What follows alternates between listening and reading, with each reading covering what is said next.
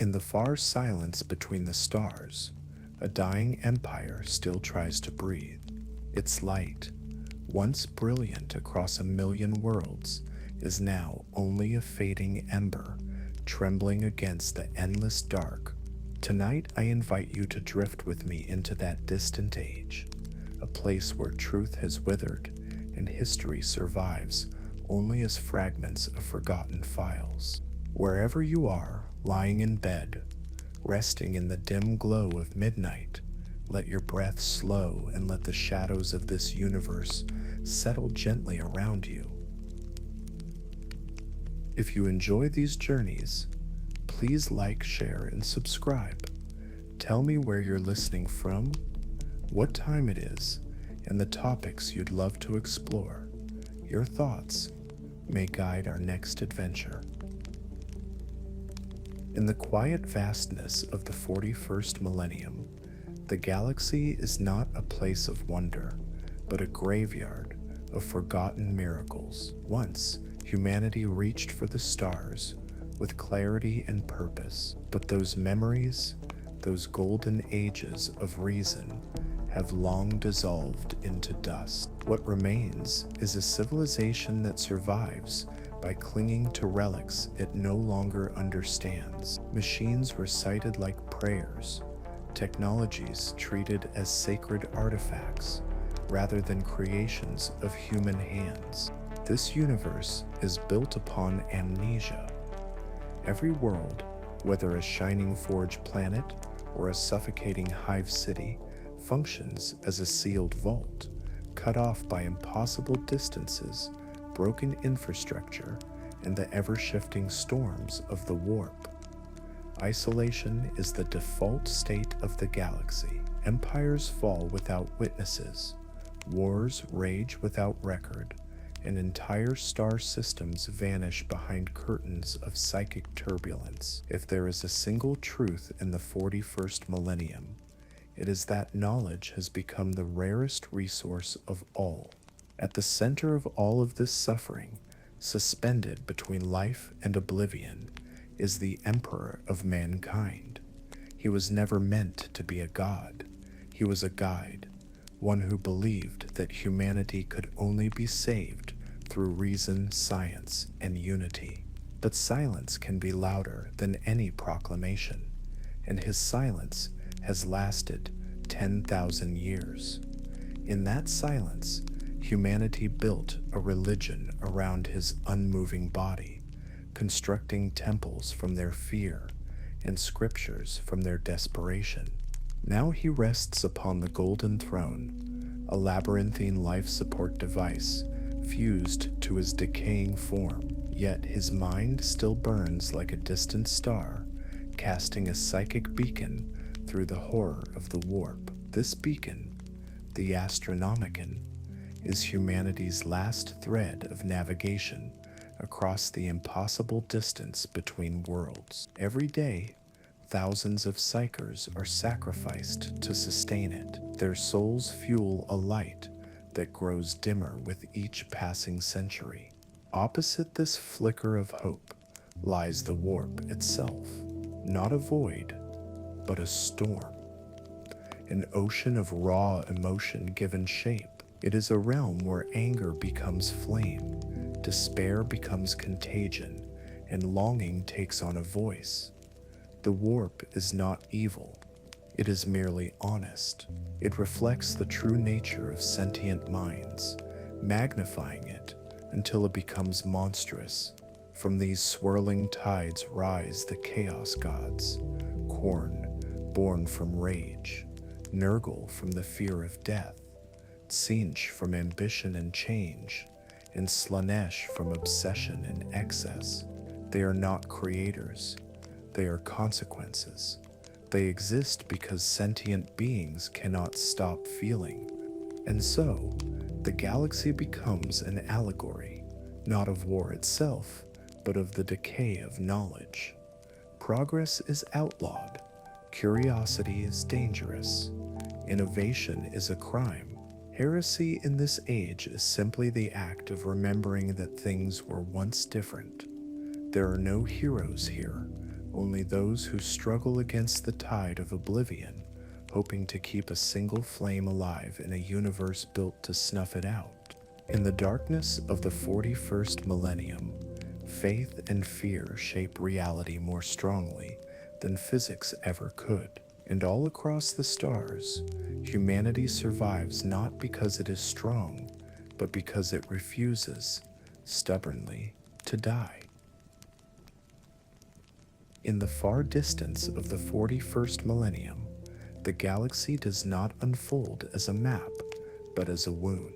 From horizon to horizon, the stars are stitched together by scars of unreality, warp rifts that tear across the void like fractures in a brittle shell. Some of these storms drift slowly, shimmering with faint psychic colors, while others rage for centuries, swallowing entire trade routes, armies, and civilizations without leaving a trace. When a warp storm blooms, it is as if the galaxy forgets that a region ever existed.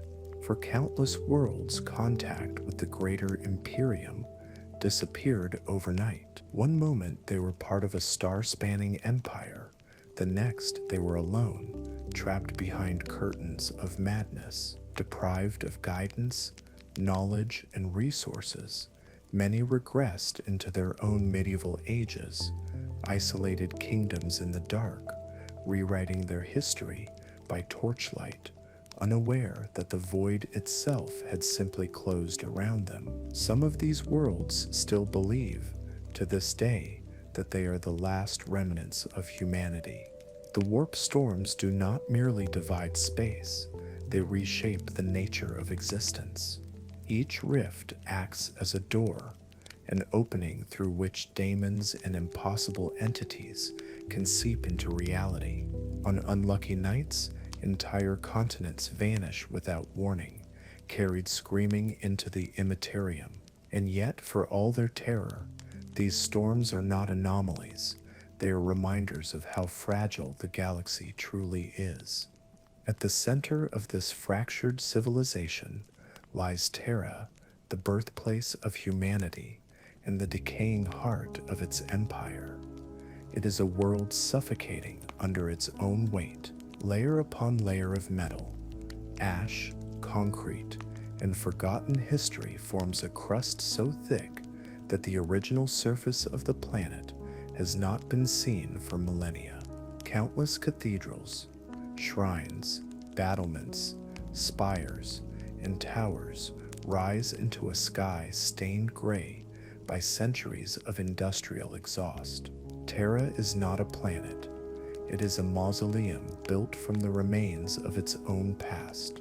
The oldest structures still standing were raised during the Great Crusade, when humanity pushed across the galaxy with purpose and clarity.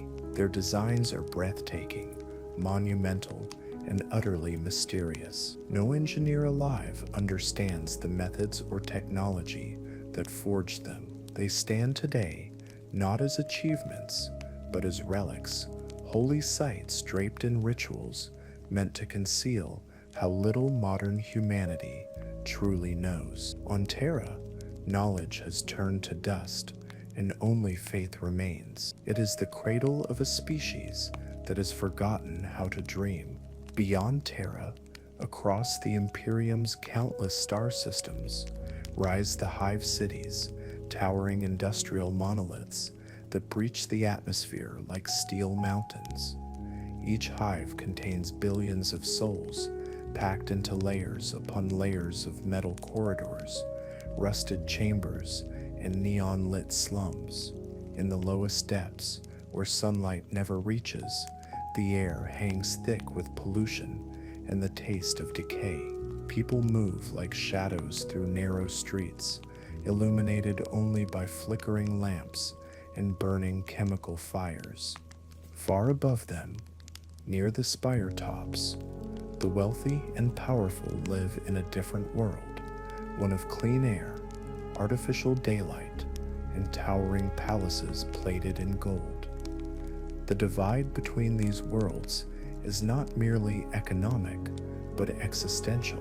The bottom of a hive is a tomb, the top is a dream, and everything in between is a slow struggle for survival. This is the Imperium's architecture, fractured, forgotten, monumental, and always crumbling. A galaxy held together by ruins, faith, and the thin hope that tomorrow will not be worse than today. Across the scattered stars of the Imperium, humanity survives not as a unified civilization, but as a patchwork of feudal kingdoms stretched thin across the void. Each planet, whether a glittering forge world or a dying rock lost in the warp lanes, functions as its own fiefdom, governed by local lords, warlords, clergy, or autocrats. These worlds owe the Imperium only two things: obedience to the imperial creed and the steady flow of tithes. Beyond that, they are left to rule as they please. In many places, laws are older than memory, passed down like superstition.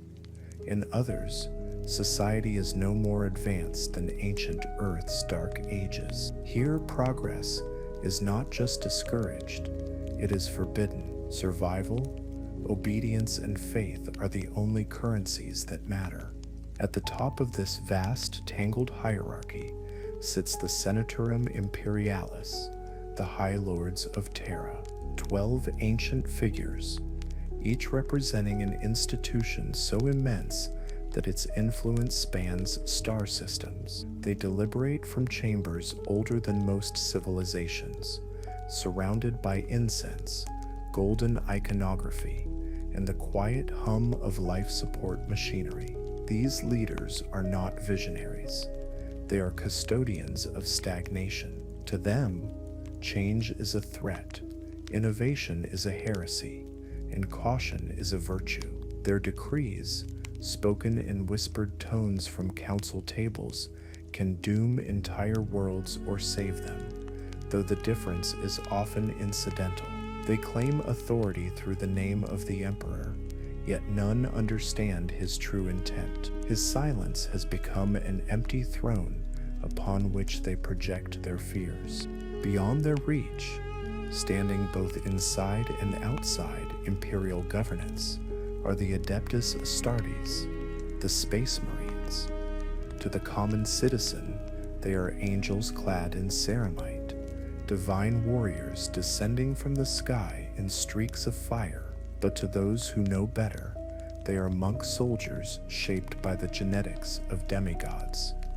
Each chapter forms its own culture, traditions, and doctrines. Some are ascetic and ritualistic, others are fierce and primal, echoing the sagas of ancient barbarian tribes. Still others follow strict regimented codes, mirroring the discipline of lost legions. Crucially, the Astartes answer not to the Imperium's bureaucracy, but to their own masters. This independence creates a strange paradox. They are humanity's protectors, yet also its wild cards, powerful enough to save the Imperium, yet also to fracture it. Then there are the Adeptus Mechanicus, the priesthood of Mars. They do not worship gods of flesh and faith, but the cold clarity of machinery. To them, every device houses a machine spirit, a quasi-mystical essence that must be honored through ritual and maintained through sacred rites. Their knowledge is preserved not in open libraries, but encrypted within dogma, where questioning is sin and innovation is blasphemy. They alone maintain humanity's ancient technology, colossal walkers, titanic war engines, starships that predate nations. Without them, the Imperium would crumble in months. Yet their loyalty is given not to Terra, but to their own red planet, their own creed, and their own silent ambition. Together, these factions form the anatomy of the Imperium fractured, sacred, and eternally strained. A civilization not held together by unity, but by fear, ritual, and the desperate hope that someone, anyone, still remembers how to keep the lights burning in the dark. In the Imperium of Man, progress is not merely discouraged, it is feared. The first and most defining rule of this age is that innovation leads to instability, and instability leads to death. New technology is treated not as a gift, but as a threat to the established order. Any deviation from ancient design schematics, any attempt to reimagine or improve a machine, is considered heresy. This fear did not appear without reason. It is the lingering shadow of past catastrophes. But by clinging too tightly to the relics of their ancestors, the Imperium has replaced scientific curiosity with ritual worship. What was once engineering has become liturgy. What was once discovery has become doctrine. And so the Empire locks itself into a self-perpetuating cycle. Loyalty, obedience, ritual, war repeated endlessly across the stars. On every world, life follows the same pattern. Citizens serve without question. Factories produce armaments they do not understand. Priests chant maintenance rites over machines they dare not examine, and every generation inherits a little less knowledge, a little more fear, a little deeper stagnation. In this universe, to preserve is to survive, to change is to be purged. The second great law of the Imperium is isolation. Though it spans a million worlds, the Imperium does not truly function as a connected empire. Communication is slow, distorted, and unreliable. Entire planets must fend for themselves. Politically, militarily, spiritually, a crisis on one world might never reach another. A plea for assistance may arrive long after the world has fallen, or after its survivors have forgotten they ever asked for help. This isolation breeds countless microcultures, each shaped by desperation and circumstance. Some worlds turn to harsh authoritarian rule. Others devolve into theocratic madness. Others still collapse into barbarism. The Imperium tolerates these differences so long as tides continue to flow and faith remains intact. Within this vast empire, every planet becomes its own medieval kingdom, each one inventing traditions, laws, and myths to survive the silence of the stars. And then there is the warp, the third law. The most destructive and inescapable is that reality itself cannot be trusted. Astropaths, gifted but tortured souls, transmit messages through the warp's psychic tides, but their signals are fragile, vulnerable to interference from daemons, storms, and the collective emotions of the galaxy. A command sent from Terra may arrive centuries late, twisted beyond recognition, or not arrive at all. An admiral might launch a campaign based on information that was outdated before it was even sent. A governor might obey an order that was never meant for him. This distortion creates a tragic pattern. No information leads to no preparation. No preparation leads to defeat. Defeat leads to despair. And despair breeds more warp turbulence. War becomes not an exception, but the default state of existence. Each conflict fuels the next, just as each failure fuels the fear that demands further stagnation. Thus, the Imperium endures, trapped not by enemies, but by the weight of its own past, its own silence, and its own refusal to change. In this darkness, survival is not measured by victory, but by enduring one more day. There is no map that can chart the warp, no star chart, no coordinate grid, no compass forged by mortal hands can hold its shape within that realm. Sailors of the immaterium often say that the warp is not a place, but a feeling, a trembling ocean of emotion stretching into eternity. It obeys no physical law. There is no fixed distance, no linear time, no consistent direction.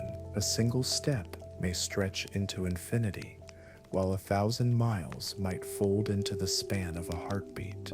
Here, every thought is a ripple, every fear is a tide.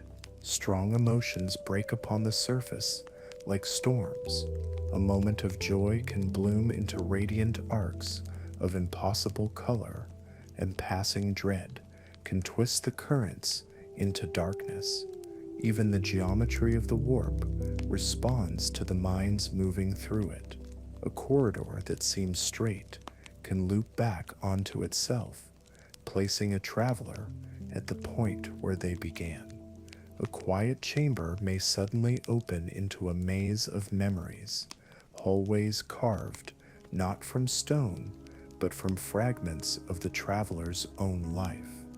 In this place, landscapes do not exist in the way mortals understand them. They are generated, sculpted, or born from collective consciousness. Whole regions might be created from the accumulated terror of a dying civilization, forming valleys of bone or oceans of shadow. Elsewhere, the unfulfilled longing of billions might crystallize into shimmering towers that pulse with psychic resonance. The warp is an artist with infinite materials and no restraint, crafting and erasing realities with every emotional tremor felt across the galaxy.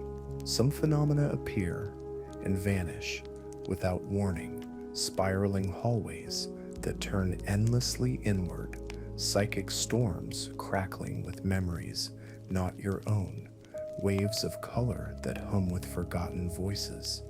These manifestations have no logic. They are as fleeting and unpredictable as dreams. Many navigators who traverse the warp claim that the dimension itself watches them, shifting its shape in response to their presence, their hopes, their fears. But the deepest distortions are found on the demon worlds, those planets anchored so tightly to the warp that they no longer belong to real space. On these worlds, nightmares take physical form. The ground may pulsate like living flesh, rising and falling with the rhythm of a sleeping heart. Lakes may boil with blood, forests may grow from skeletal remains, skies may fracture like shattered glass, revealing glimpses into other realms or other moments in time. Each demon world reflects the will of the Chaos God, who claims it. Under Khorne's dominion, the landscape becomes a battlefield that never rests, soaked in eternal violence. Under Nurgle, rot blossoms into grotesque gardens. Under Tinchach, the land twists into paradoxes, ever-changing and never stable. Under Slaanesh, beauty and horror blend into seductive, torturous excess. And within these realms, time is a toy, able to stop, repeat, reverse, or spiral into loops that ensnare the souls trapped within. To traverse the warp is to wander through the collective subconscious of the galaxy. It is to walk inside emotion itself, unbound, unfixed, and always hungry. To understand the warp is to understand its inhabitants, creatures not born from matter, but from the deepest emotions of sentient life. In the immaterium, feelings are the building blocks of existence, and from these emotional tides form the Chaos Gods, four vast primordial currents that shape the psychic seabed of the galaxy. They are not deities in the mortal sense. They are reflections, magnified to cosmic scale. The first is Khorne, the embodiment of battle, fury, and discipline. He was born from the collective rage of billions who fought and died across eras long forgotten, yet within his domain lies not only violence, but also the raw code of honor that warriors cling to, the fierce clarity found in conflict. His realm is an endless battlefield, a place where mountains are carved from skulls and rivers flow with blood. There is no peace in Khorne's domain, only the eternal drumbeat of war echoing across a horizon of flame. Then there is Nurgle, the Lord of Decay, paradoxically warm in his grotesque embrace. He springs from despair, disease, and the fear of mortality, but also from the quiet acceptance that follows suffering. His garden stretches infinitely, a rotting paradise where fungi bloom from corpses and laughter curls through the air like smoke. To those who fall to his influence, Nurgle is not a monster, but a comforting release from pain. His love is twisted, yet sincere, his gifts revolting, yet strangely nurturing. Tzeentch, the changer of ways, embodies hope, ambition, and the thirst for knowledge. He is the whisper behind innovation, the spark behind rebellion, and the architect of destinies, both bright and tragic. His citadel is a labyrinth with no stable geometry, staircases turning into rivers, doors opening into the past, walls reshaping themselves to reflect shifting intentions. No one who enters remembers the same path twice. In Tzeentch's domain, nothing remains still, not even the truth. Finally, Slaanesh, born from obsession, beauty, indulgence, and the extremes of sensation. Their palace is a shimmering expanse of pleasure and torment, where every desire is amplified into art, and every pain is sculpted into ecstasy. It is a place where music tastes sweet, colors can be heard, and emotions bleed into shapes. To mortals, Slaanesh appears as an irresistible vision, one that reflects their deepest longing. But behind every bliss lies a hook. From these gods emerge the chaos daemons, beings shaped from the raw substance of emotion itself. They do not live, they manifest. Their existence flickers with the thoughts and fears of mortals. In the warp, they stride as titans, but in the material world, they weaken, bound by physics they were never meant to obey. A daemon does not die, it merely dissolves into psychic foam, awaiting the next surge of belief to reform it. But perhaps the most haunting of Chaos's servants are the Chaos Space Marines, once noble warriors of the Imperium, now twisted by 10,000 years of bitterness and corruption, changed by warp exposure and bound by oaths of hatred. They wander the galaxy in warbands, each shaped by the creed of its patron god. Their armor fuses with flesh, their minds bend toward fanatic purpose, their humanity, once their strength becomes a fading memory. Together these beings form the anatomy of chaos, a living tapestry woven from emotion, immortality, and the unending hunger of the warp.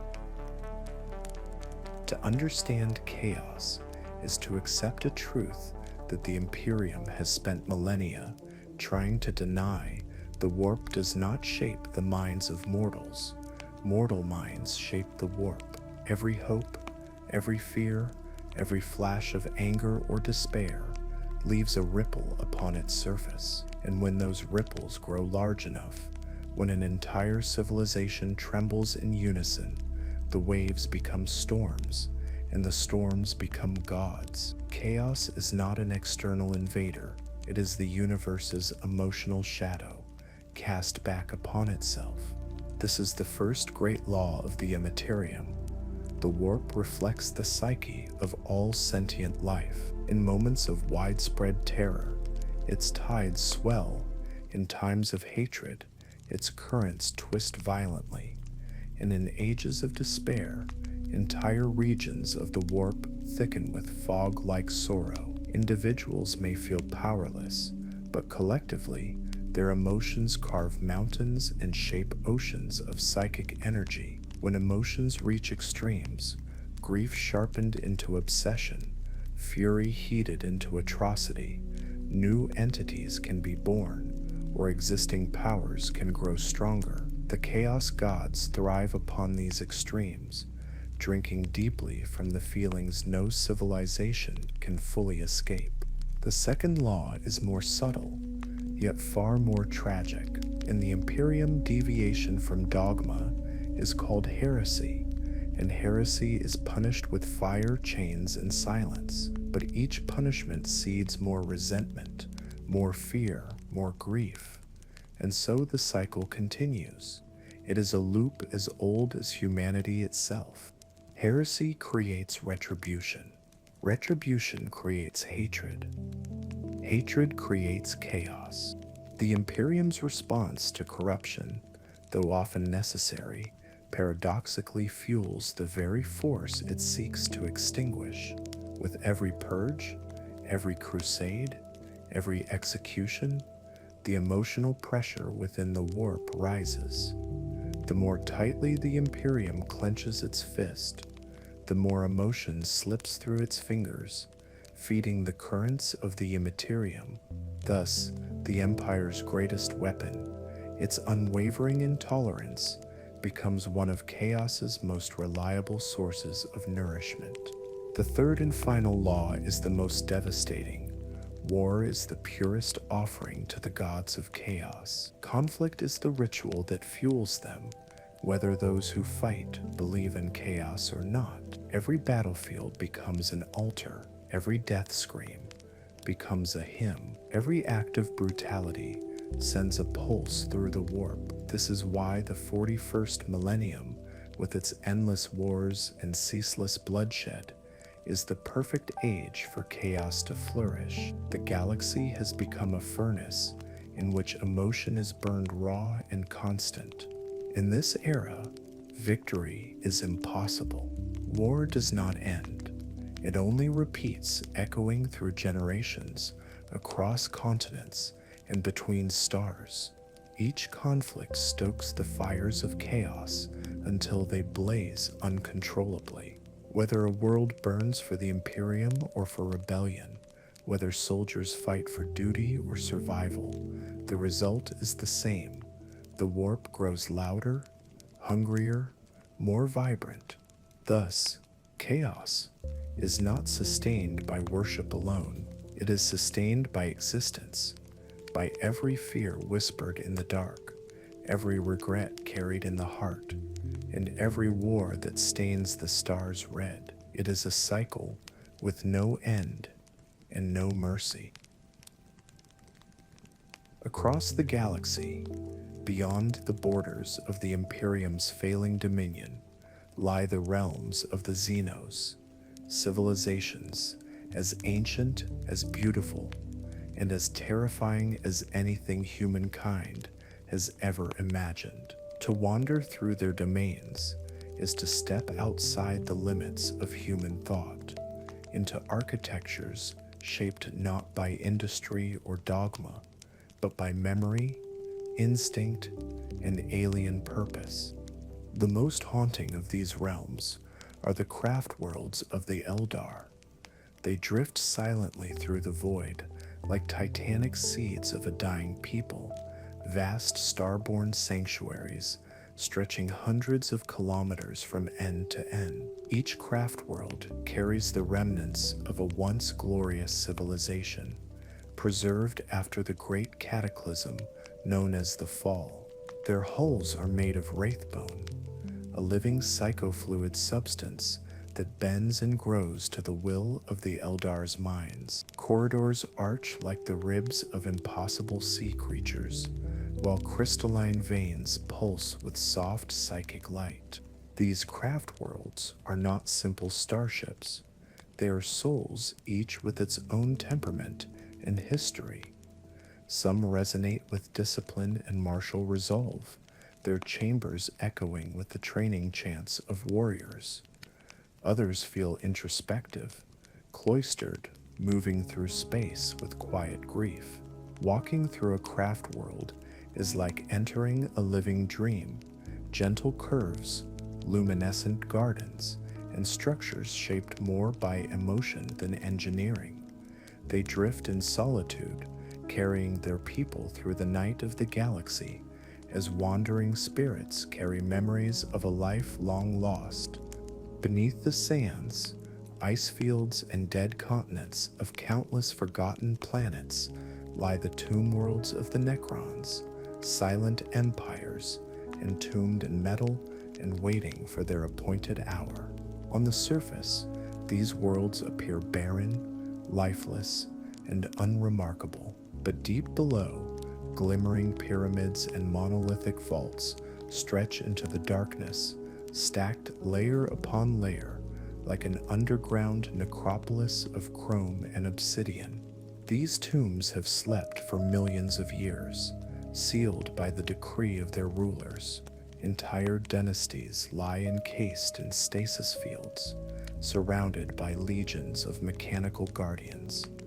Yet their slumber is not peaceful, it is preparation. The moment a silent command echoes from the throne worlds, or the silent king himself stirs, the structures awaken, walls shift, power cores ignite, and sarcophagi of living metal unfold like flowers blooming in the dark.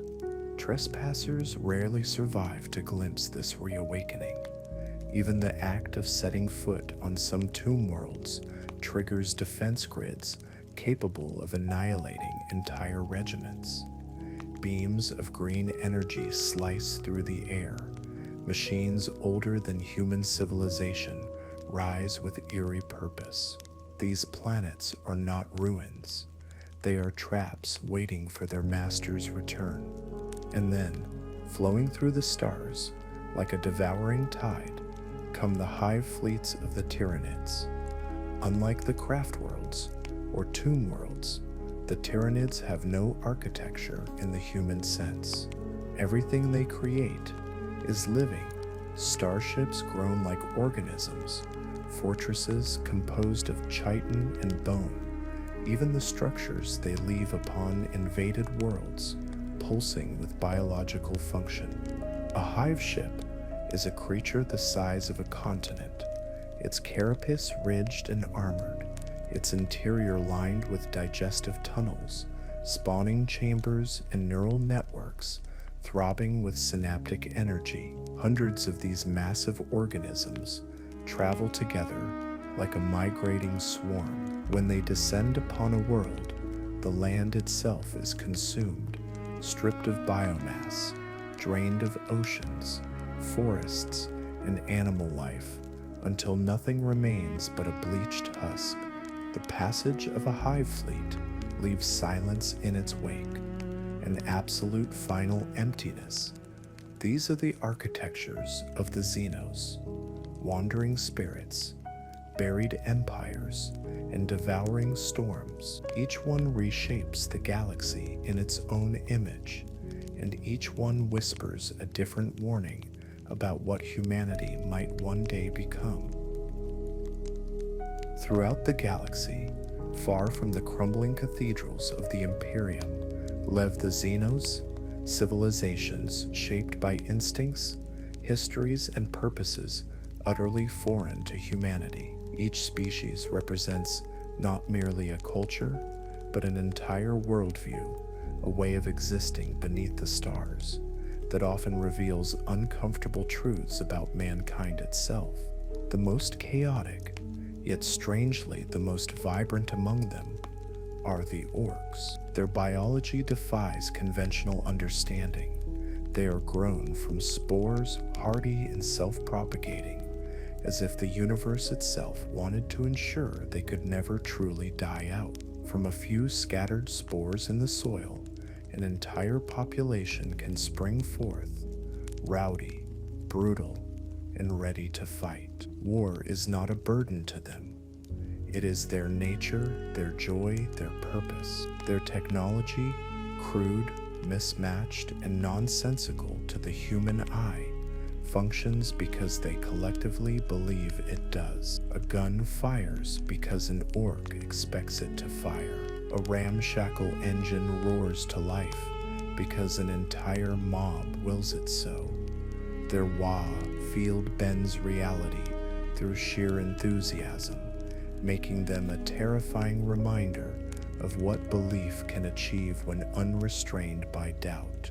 Opposite this raucous vitality lies the cold, perfect stillness of the Necrons. Once a living species, doomed by a curse of mortality, they traded their fragile bodies for immortality made of living metal, only to lose their souls in the process. Their minds were stripped, their emotions hollowed, leaving them trapped in mechanical forms that do not age, do not feel, and barely even remember what they once were. Their empires, organized into vast dynasties, sleep beneath the surfaces of dead planets, waiting for their rulers to command awakening. Their technology is beyond comprehension.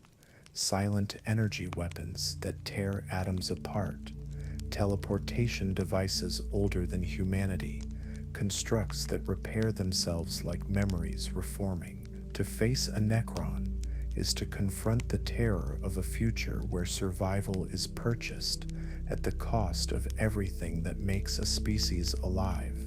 Then come the Tyranids, a collective consciousness that roams the galaxy like a locust storm made of flesh. They do not think as individuals. Every creature, small or colossal, is a nerve, a tooth, a muscle of a larger organism, the hive mind. Their evolution is instantaneous, a weapon reshaped mid-battle to counter whatever stands before them. If resistance grows stronger, so do they. If defenses shift, their biology mutates to match. They do not negotiate, desire, or dream. Their goal is simple: consume, assimilate, move on. In them lies the fear that nature, in its purest form, has no mercy. Finally, the Eldar, a people of immense psychic power and profound sorrow. They once shaped the galaxy with artistry and arrogance until their unchecked indulgence birthed Slanesh, the chaos god of excess, and shattered their civilization. Now they live aboard craft worlds or within scattered specialized enclaves, the theatrical harlequins, the ruthless dark Eldar, the wandering corsairs. Their entire culture is built around emotional discipline, a desperate attempt to prevent another cataclysm. Every step, every ritual, every path they walk is chosen to shield their souls from temptation. In their tragedy, humanity can glimpse a warning. Even the most enlightened civilizations can fall into ruin when desire eclipses reason. These species, boisterous, silent, ravenous, mournful, form the living tapestry of the galaxy beyond the Imperium's failing grasp. Each one carries a story and a lesson whispered across the stars. When studying the Xenos of the galaxy, one begins to recognize a pattern, an eerie set of lessons, etched not in scripture or prophecy, but in the rise and fall of entire species. Each alien civilization represents a cautionary truth about existence, a mirror held up to humanity's own fears. And in their histories, we see the natural consequences of paths the Imperium itself may one day walk. The first law is written in the tragedy of the Eldar, a civilization undone not by external enemies, but by the weight of its own desires. Once the Eldar ruled the stars with elegance and intellect, shaping worlds with psychic artistry and experiencing sensations far beyond human comprehension. But their emotions, unrestrained and amplified by millennia of indulgence, spiraled into corruption. Their greatest pleasures became obsessions. their obsessions became madness, and from that madness, Slanesh was born, an explosion of psychic agony that consumed their empire and annihilated most of their race in a single night. Now the survivors drift through the void aboard craft worlds, floating fortresses of penance.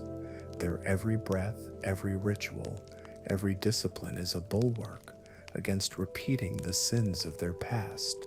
To the Imperium, the Eldar serve as a haunting reminder. A civilization can advance so far into decadence that it gives birth to its own destruction. The second law emerges from the ancient saga of the Necrons. They were once the Necron tier, a sickly people cursed by fragile bodies and short lives beneath a murderous sun. In their desperation, they sought salvation in technology so advanced it bordered on sorcery. The price was steep. Their souls were stripped away and bound into bodies of living metal. Immortality was achieved, but at the cost of identity, empathy, and purpose.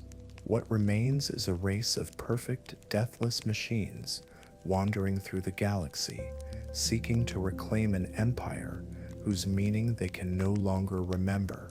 To humanity, the Necrons embody a warning of a different kind. Technological mastery without ethical restraint becomes a prison.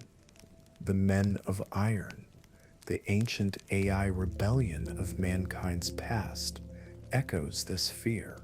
The Imperium clings to stagnation, not out of tradition, but terror of becoming what the Necrons already are. And then comes the third law, embodied by the Tyranids, the law of nature unbound. The Tyranids are not individuals, not a culture, not even a civilization in the traditional sense. They are a biological inevitability, pure instinct refined into cosmic hunger. They do not hate, or plan, or negotiate. They consume. The hive mind directs them with cold clarity, evolving them mid-battle to counter any threat. Their presence is a reminder that not all adversaries possess malice. Some simply exist to feed. Against such a force, victory has no meaning. The Imperium can only delay the inevitable, pushing back the tide for a moment before it surges again. In the Tyranids, humanity confronts its oldest dread, that nature itself is the ultimate predator.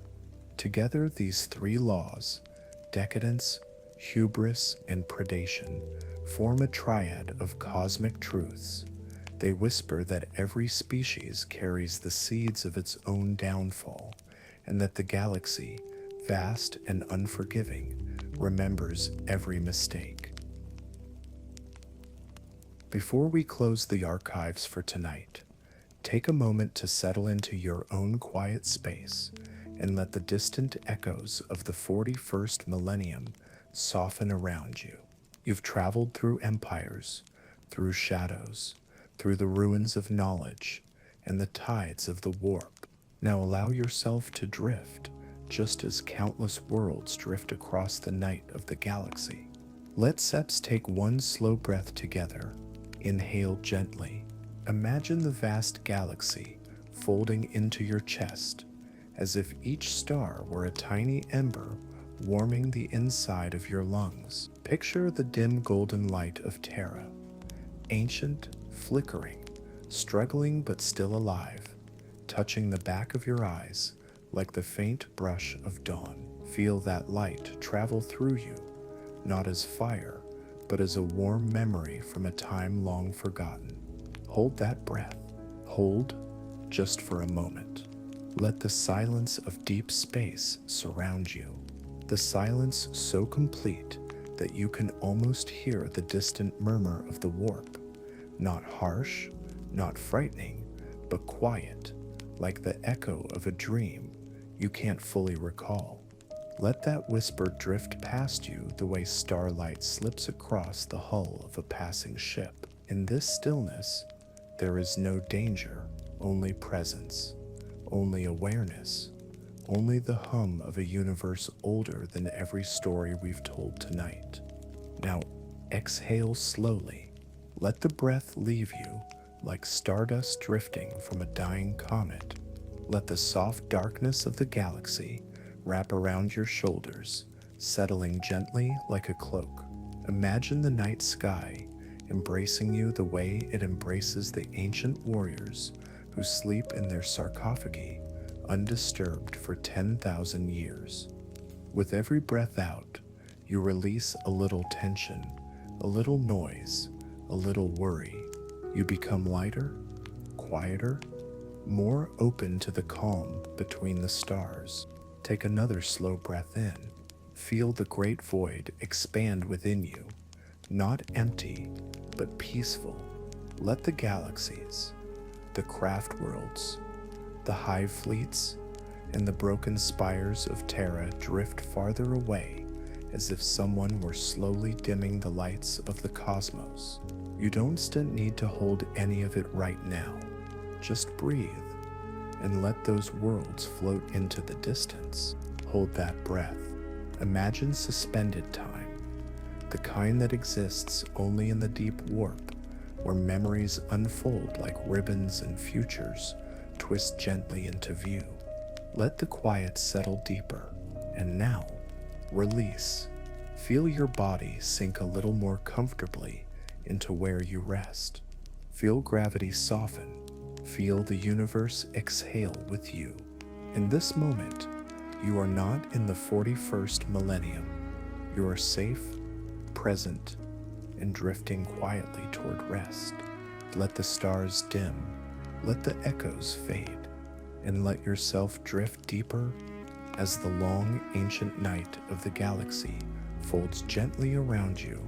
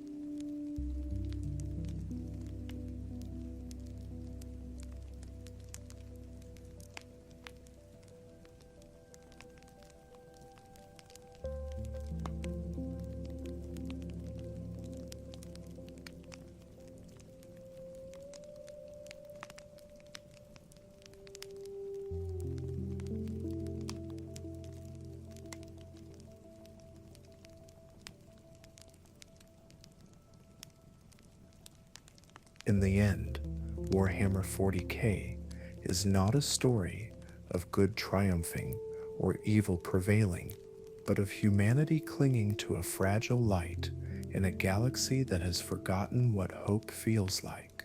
It is a reminder that even in the darkest ages, a single spark of perseverance can endure longer than empires. Thank you for opening these worn, dust-covered archives with me tonight. If you hear a distant echo in the dark, perhaps it is only a prayer that never reached the Emperor. Rest well, if the warp allows it.